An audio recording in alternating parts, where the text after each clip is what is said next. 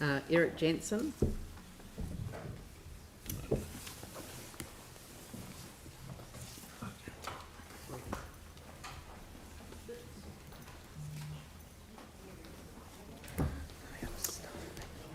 Thank you. Hi, I'm speaking here in regards to quarries, and I'm aware that there have been a number of other people who have also put in submissions, and I'm sympathetic to what they have said, because we have also been affected in the time that since the earthquake, we've had 5 quarries set up in and around our area.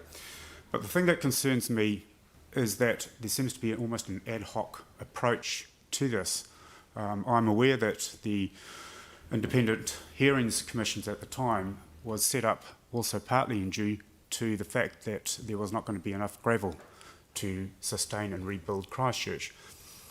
Part of that is the fact that the old West Coast Road was an allocated quarry zone, and there had been nothing else identified to it. Now, dare I say it, I believe that there's been a failure on the part of the Quarry Association and also the City Council to identify future land.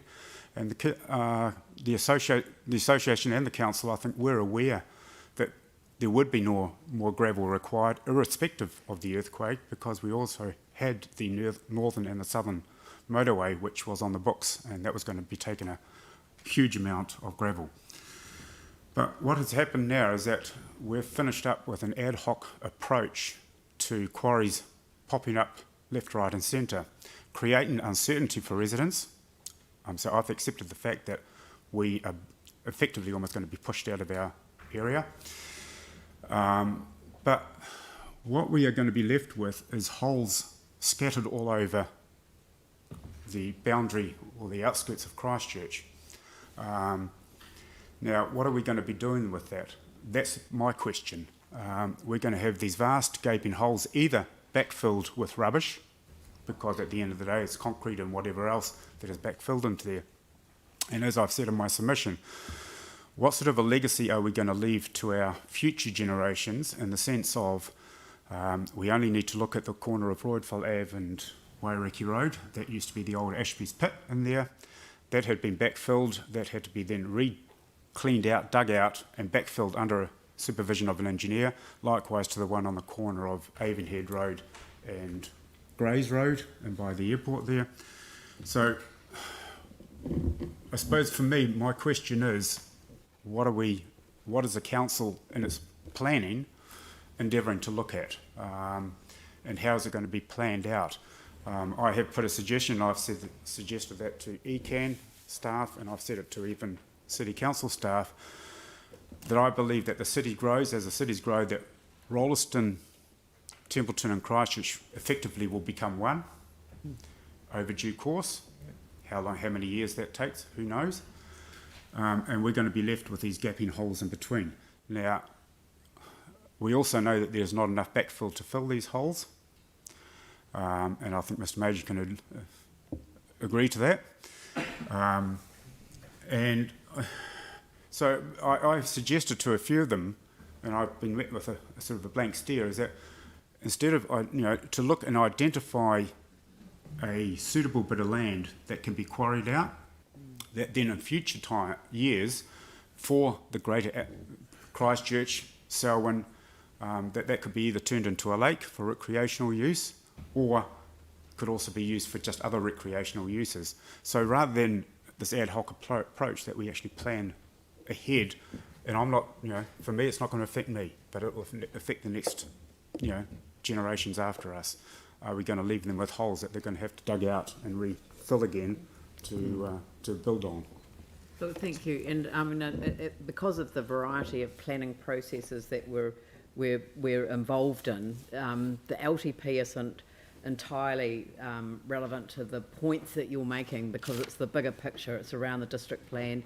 We did actually try and find suitable alternative land to zone for quarries, and in the Christchurch boundary, what you're saying is that it should be a more greater Christchurch overview with ECAN and Waimakariri and Selwyn sort of essentially looking with us collectively about what our future needs are, and then thinking about what the rehabilitation looks like afterwards. All of these projects have rehabilitation requirements, and you might be interested to know that Fulton Hogan actually appeared in front of the council yesterday and came up with a proposal which would see the development of a former quarry into an extraordinary park planted out, a huge park alongside residential. So in many respects, they're all starting to think that they can't leave things just as pasture, you know. So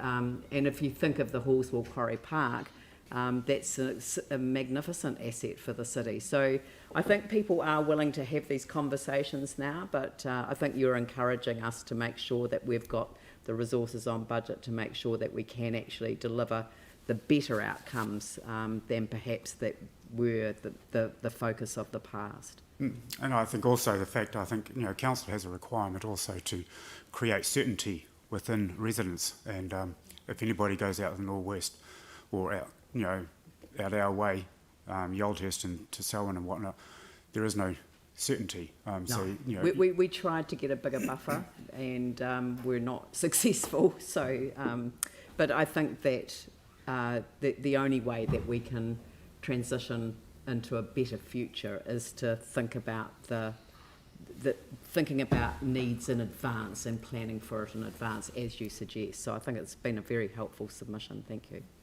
Okay. Thank you very much. So Hugo.